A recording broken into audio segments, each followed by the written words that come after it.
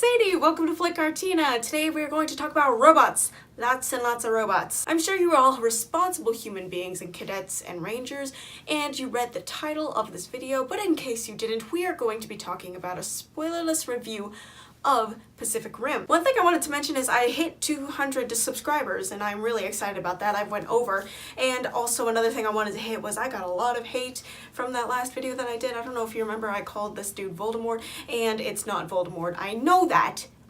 Please bear with me. It was just something that came out and I want to apologize, and for anybody that I've offended, people were very, very mad at me. Now that we've got all that junk away, let's move on to the more important things like this video. First of all, I'm going to go over the rating of the film, the official rating that is, and I'll explain it a little bit to give you a gauge of whether or not you want to see it and whether or not you want to take your 5-year-old kid, which some people did. It's like a generational thing. Because there was another Pacific Rim before this one, there was, you know, all the nostalgia involved. It's like people going to see Star Wars right now. So the MPAA, that is the Motion Picture Association of America, who controls pretty much a lot of what comes out and how you gauge whether or not you want to see this, they rated this film PG-13 for sci-fi action and violence and some language. Let's break that down from what I saw in the film and what I remember from the film, because sometimes I forget. So they put sci-fi action and violence in there, like every other sci-fi movie has been released, has this tagline. It's kind of standard. You guys have seen the trailers, right? They're like huge robots with huge monsters,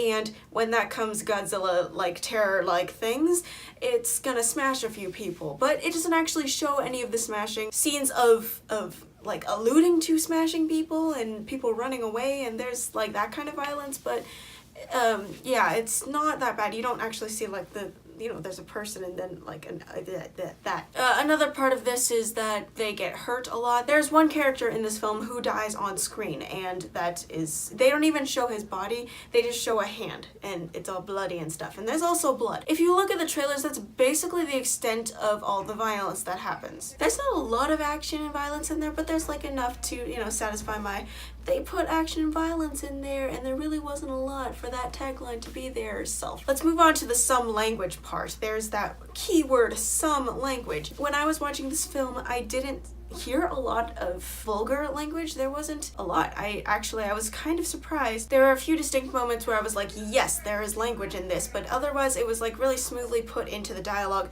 that I almost didn't notice it. There's one thing that I want to add in there that they did not put in the MPAA official rating, and that is the part where there's a part where the robots have, like, you know, destroyed a monster and it's in a hole and they're like, yes! And it's like this whole victory thing, and it's in the moment, and then they flash a gesture, a very rude gesture with both hands.